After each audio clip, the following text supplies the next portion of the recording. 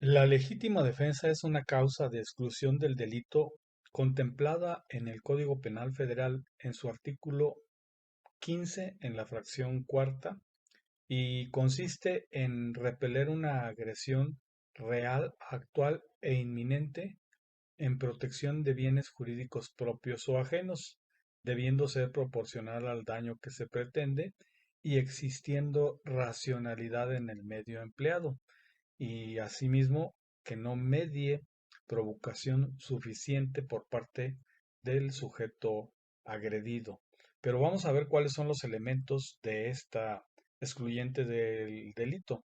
En primer lugar, la agresión debe ser real. Es decir, por ejemplo, si somos actores y me están agrediendo en la escena, que estamos actuando y yo resulta que golpeo a la persona que me está supuestamente agrediendo, como decimos coloquialmente, me paso de la raya, ¿verdad? Eso se trataría de una agresión que no es real, la que me pretenden hacer porque estamos actuando. Entonces no podría operar la legítima defensa. También debe ser actual. La actualidad significa que es en este momento. Por ejemplo, si una persona me agrede y luego se retira y yo voy todavía y le pego, pues ya no va a existir esta actualidad. Ya pasó unos segundos o incluso minutos o más tiempo, ¿verdad? Eso ya quitaría el elemento de la actualidad.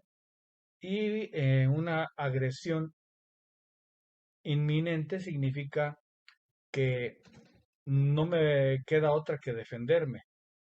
Por ejemplo, si se hace una agresión a través de una reja, digamos, en mi domicilio y, y no me puede realmente tocar la persona que me está agrediendo, pues no hay inminencia en su agresión, salvo que lo haga con alguna arma, ¿verdad? Por ejemplo, si está con una lanza o con una pistola, entonces sí puede haber inminencia en la agresión. Y el medio con el que yo me defienda, como lo he dicho, tiene que ser proporcional, pudiera ser con otra arma de fuego, ¿verdad?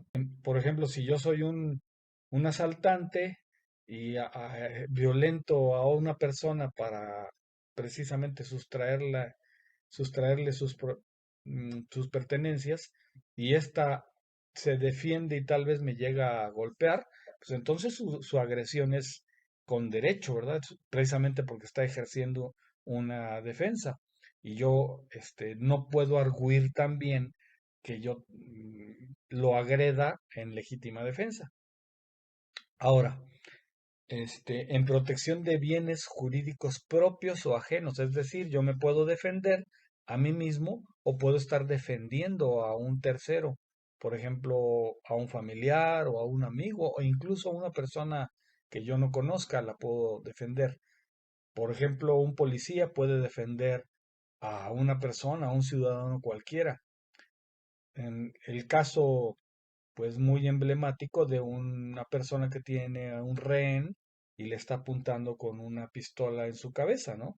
Entonces, si vemos un policía que tiene que dispararle, eso lo lesione o lo prive de la vida, pues lo hace en legítima defensa, en protección de un bien jurídico ajeno en este caso, ¿verdad? Y existiendo la racionalidad en el medio empleado. Sería irracional si, por ejemplo, el sujeto agresor que tiene al rehén no tuviera ningún tipo de arma ni tuviera físicamente una ventaja que le permitiera privar de la vida y que hubiera habido otro medio para pues, desarmarlo, perdón, no sería con armas, más bien para, para someterlo, ¿verdad? Para no tener que provocarle la muerte. Entonces, eh, tenemos ya varios elementos que son la agresión real, actual, inminente, sin derecho, en protección de bienes jurídicos propios o ajenos, siempre que exista racionalidad o necesidad del medio empleado, ¿verdad? Del medio empleado en la defensa. Por ejemplo, si alguien me ataca, pues a cachetadas, digamos, pues no es proporcional ni racional que yo saque un arma de fuego y le dispare, ¿verdad? Entonces, debe de existir esta proporcionalidad y racionalidad en el medio empleado. Y por último, se habla que no exista una provocación suficiente, ¿verdad? Una provocación, pues ese es un elemento algo subjetivo, porque ¿qué podemos considerar una provocación? ¿Una mentada de madre? ¿Un golpe? ¿O qué es lo que podemos considerar provocación dolosa suficiente e inmediata, ¿verdad? Por parte del agredido. Este, pues bueno, simplemente pensemos que yo no puedo arguir una legítima defensa si yo mismo estoy el que estoy provocando a quien me va a agredir, ¿verdad? Y por último tenemos un aspecto también a considerar, una figura llamada legítima defensa privilegiada o presuntiva, o presunta más bien, que nos dice que se presumirá que existe legítima defensa, salvo prueba en contrario, cuando este, se defienda uno o se le hagan lesiones o se le cause daño a quien por cualquier medio trate de penetrar sin derecho al hogar de la gente, al de su familia o sus dependencias o cualquier otro lugar que tenga la misma obligación de defender. Por ejemplo, nosotros podemos tener una obligación de defender si nos encargaron un inmueble, ¿verdad? Que se va a presumir que existe una legítima defensa si alguien se mete a mi domicilio, ¿verdad?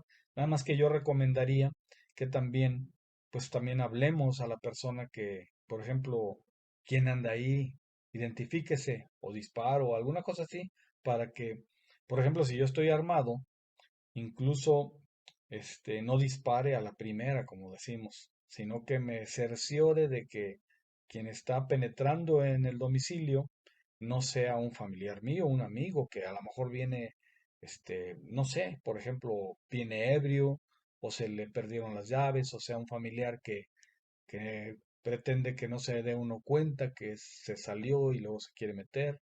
Por ejemplo, en el caso de los hijos, ¿verdad? eh, o alguna situación similar.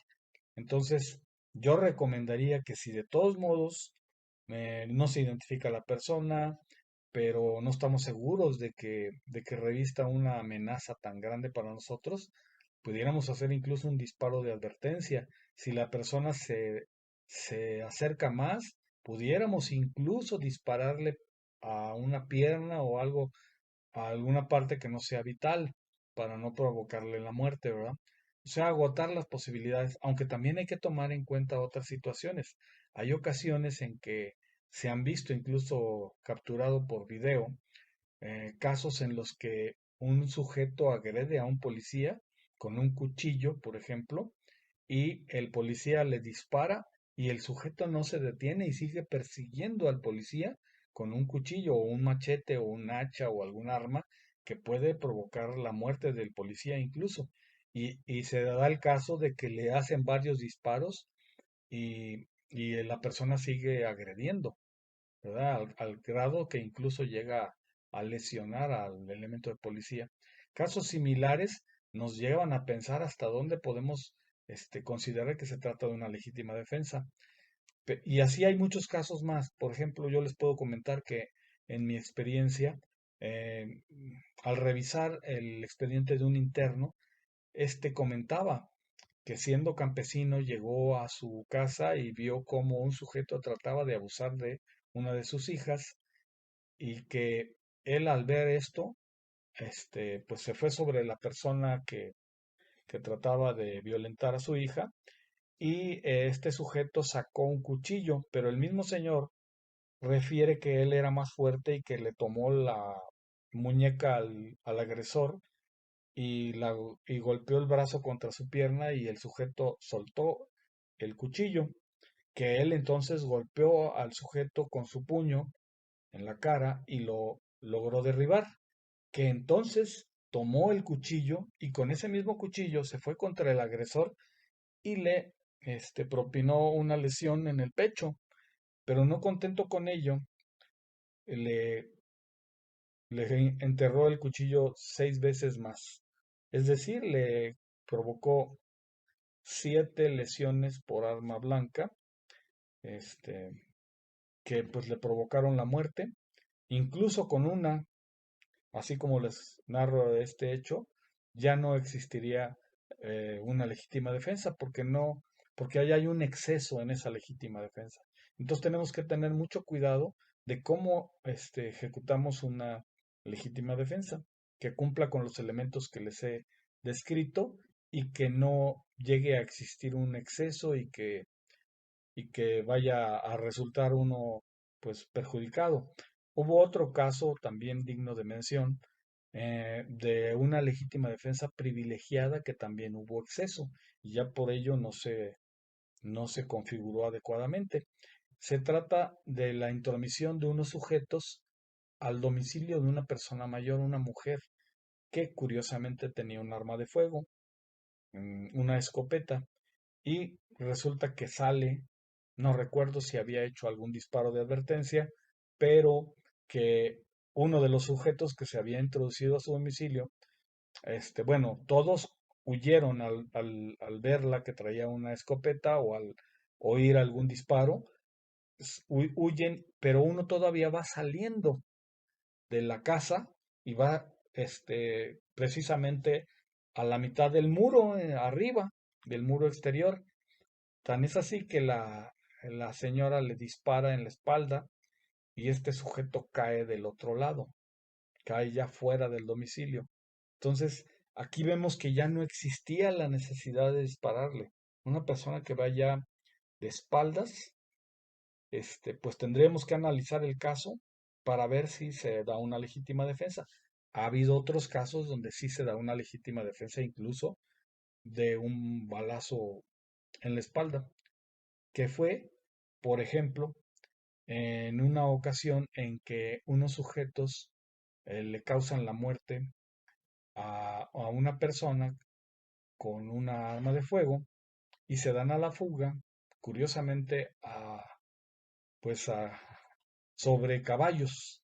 Son dos sujetos y la policía procede a su persecución en un lugar determinado, a cierta distancia.